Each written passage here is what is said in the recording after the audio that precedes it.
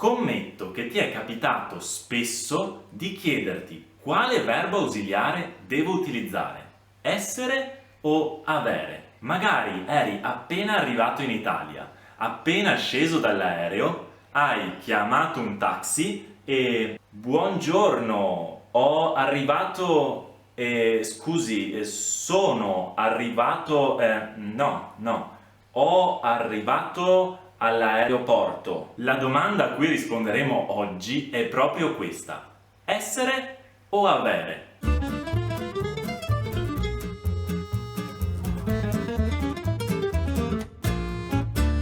Intanto ciao a tutti, per chi non mi conosce io sono Ale di Learn Italian with Ale e insegno italiano online. Ve l'avevo già detto e consigliato la scorsa lezione, se non sapete e non vi ricordate che verbo ausiliare utilizzare, puntate sempre su avere, perché è veramente il più utilizzato, quindi avrete una buona probabilità di fare giusto. Chiaramente l'italiano bisogna parlarlo bene, quindi dobbiamo capire in quali casi va utilizzato l'ausiliare essere. Ci conviene concentrarci esclusivamente sull'ausiliare essere in modo tale da sapere quando usare essere e da lasciare tutti gli altri casi all'ausiliare avere. Questo è un grande risparmio di tempo e di energie. Partiamo subito dal primo caso, che è essere utilizzato come ausiliare di se stesso. Avete capito?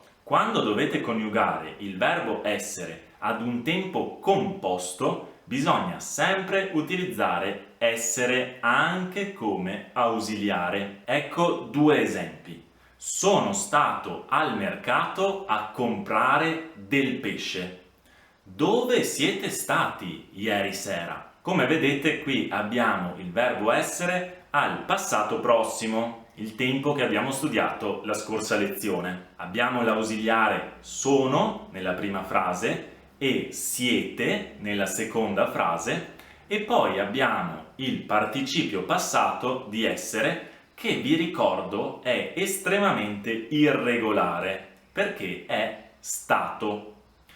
Inoltre ricordatevi sempre che quando l'ausiliare è essere, quindi in tutti i casi che stiamo studiando adesso su essere, il participio passato va coniugato, ovvero va cambiata l'ultima vocale con quella famosa regola che io chiamo delle 4 vocali. Quindi avremo stato, stata, stati, state, a seconda che il soggetto sia maschile, femminile, singolare, plurale. Vediamo il secondo caso in cui si utilizza il verbo essere, ovvero con i verbi di movimento: andare, partire, tornare, venire, eccetera. Sono andato a trovare la mia amica Giulia. Siamo partiti da casa alle 6 per tornare in tempo. Questa regola però dei verbi di movimento non è così semplice, perché non tutti i verbi di movimento vogliono essere. Ci sono alcuni verbi come camminare, passeggiare, nuotare che richiedono il verbo avere. Il verbo correre invece utilizza l'ausiliare essere se corro verso una meta, se ho quindi un luogo da raggiungere.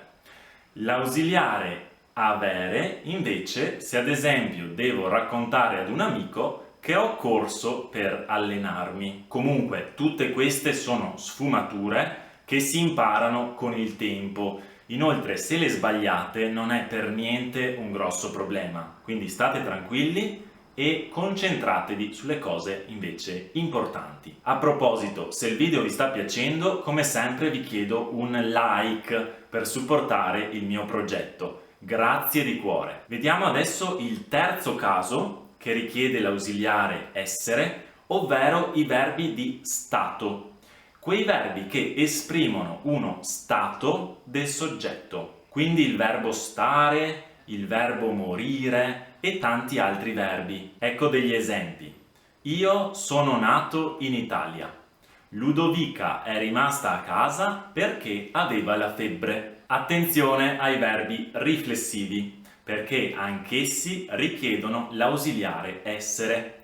Vi ricordo che i verbi riflessivi sono quei verbi in cui l'azione si riflette sul soggetto stesso, come il verbo svegliarsi, il verbo arrabbiarsi, vergognarsi, eccetera. Vi ricordo che con i verbi riflessivi il pronome si che troviamo all'infinito va posto prima del verbo e va chiaramente trasformato a seconda della persona, con la regola mi, ti, si, ci, vi, si. Quindi in questi esempi abbiamo si e abbiamo mi, a seconda dei soggetti, che sono loro, si, e io, mi. Abbiamo infine i verbi impersonali, cioè quei verbi utilizzati senza un soggetto che faccia da riferimento. È successa una cosa fantastica.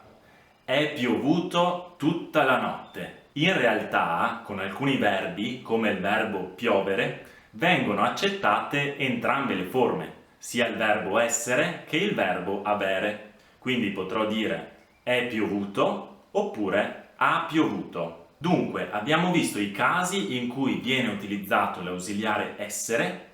In tutti gli altri casi bisogna utilizzare l'ausiliare avere. La sera del mio compleanno ho mangiato una pizza enorme. Ho avuto tantissima paura perché non ti trovavo più. La settimana scorsa ho visto tua zia mentre faceva la spesa. Ieri notte ha grandinato fortissimo. Ci sono verbi come il verbo grandinare con i quali possono essere utilizzati entrambi gli ausiliari.